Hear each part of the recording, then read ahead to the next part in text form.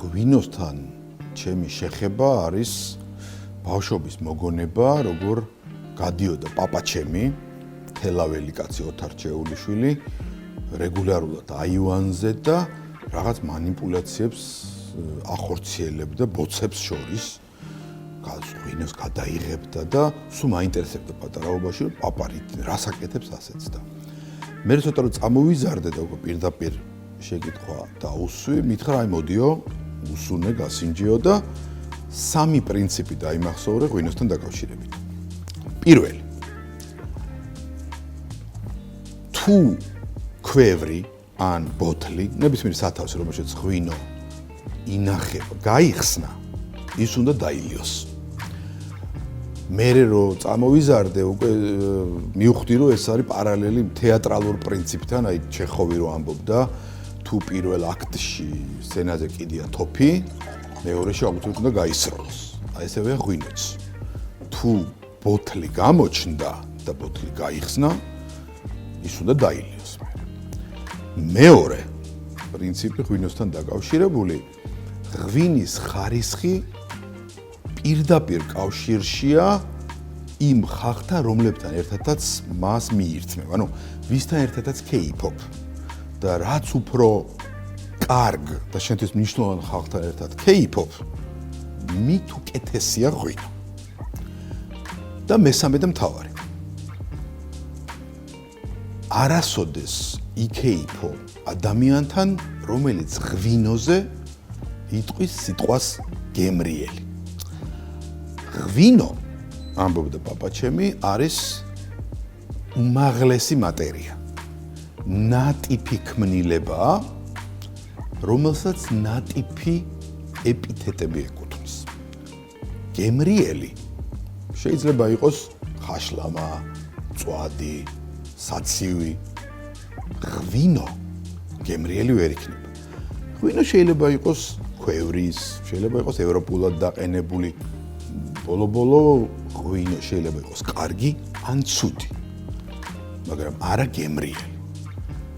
თუ მაინც და მაინც გინდაო რაიმე ეპითეტით შეამკო ღვინო, გამოიყენე სიტყვა საინტერესო.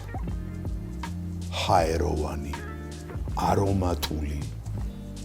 აი გემრიელი არ თქვა არასოდესო. და მე ამ სამ პრინციპს დღემდე მივდევ და ასეთი ღვინის ტრფიალი გახლავართ. რასად როდისში ღვინოზე ბევრი კითხვა იყო. 25 წელიწადში იმდენი კითხვა იყო, რომ ყველას ვერც გავიხსენებთ. თან ერთი 15 ჯერ მაინც იდო შავყუთში ღვინო. როგორც წესი ეს კითხვები, ასეთი კითხვები მოზდის ხოლმე ოთარ საბაშვილის ექვსეულ. საბაშვილი ხო კლუბში მთავარი მეღვინე და თამადა და რამდენჯერმე საბაშვილს ვერ გამოიცნო. ანუ ისეთნაირად იყო ფორმულირებული კითხვა, რომ საბაშვილმა ვერ გამოიცნო. ყველაზე ცნობილი, რაც ახლა მახსენდება, არის შეკითხვა ვაჟა-ფშაველასთან დაკავშირებით. როდის ვაჟა იყო ჩამოსული თბილისში, ფშავიდან და ჩამოიტანა ნანადირავით ყავები და ბაზარში გაყიდა ეს ტყავები და უკვე რომ გამოდიოდა ბაზრიდან, ის ფული, რომელიც იშოვა, ასე ვთქვათ, ამ ტყავების გაყიდით, ამოაცალეს.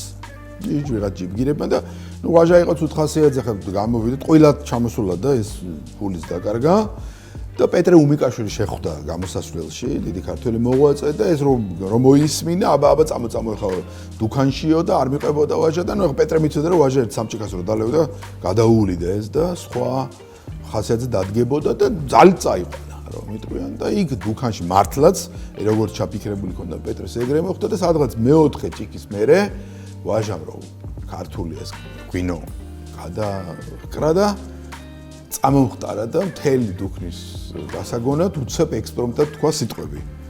დამისხი, დამალევინე, ეს ღვინო ოხერტიალი და ასე შემდეგ. ანუ თურმე აი ეს ცნობილი კიაზოს არია ოპერიდან დაისი, რომელიც ყველა ვიცით და ახლა სრულდება სუფრებზეც და ზოგადად ჩვენი კულტურული მემკვიდრეობის დიდ ნაწილს წარმოადგენს, არის ექსპრომტი, რომელიც ვაჟას 3 ჭიქა ღვინის შემდეგ მოუვიდა. როგორი ღვინოა, იცით? ერთხელ მაგ მოსმენილი ასეთი გამონათქვამი, რომ როცა სვავ იმერულ ღვინოს თავში მოგდის პატარ-პატარა სისულელეები. როცა სვავ კახურ ღვინოს ამ სისულელებს მე ახმოვანებ, უკვე ლაპარაკს იწყებ.